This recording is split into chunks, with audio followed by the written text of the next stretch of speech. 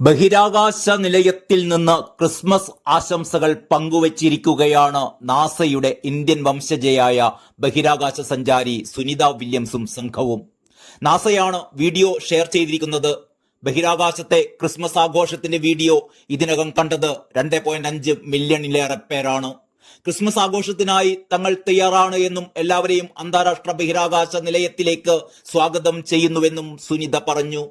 Christmas ആഘോഷം താൻ ഇഷ്ടപ്പെടുന്ന ഏറ്റവും മികച്ച കാര്യങ്ങളിലൊന്നാണ്.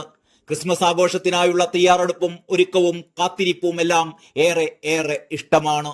എല്ലാവരും ഒത്തുചേരുന്നതും വിഭവങ്ങൾ തയ്യാറാക്കുന്നതും അവധിക്കാലത്തിനായി തയ്യാറെടുക്കുന്നതുമെല്ലാം മനോഹരമാണ് എന്നും അവർ കൂട്ടിച്ചേർത്തു.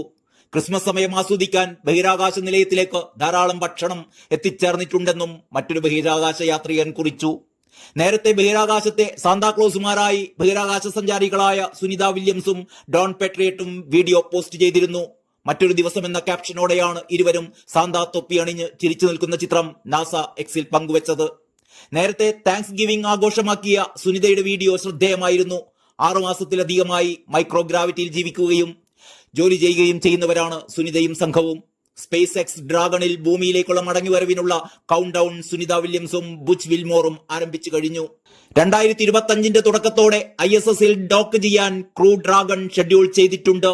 2024 ജൂണിൽ ബോയിങ്ങിന്റെ സ്റ്റാർലൈനർ ബഹിരാകാശ പേടത്തിലായിരുന്നു ഇരുവരും ഒരാഴ്ച നീണ്ടു നിൽക്കുന്ന സന്ദർശനത്തിനായി ബഹിരാകാശ നിലയത്തിലെത്തിയത്. മുൻപും ബഹിരാകാശ നിലയത്തിൽ ദൗത്യത്തിനായി സുനിത പോയിട്ടുണ്ടെങ്കിലും ഇത്തവണ അപ്രതീക്ഷിതമായിട്ടായിരുന്നു ബഹിരാകാശ നിലയത്തിൽ ദീർഘനാൾ കഴിയേണ്ടി വന്നത്.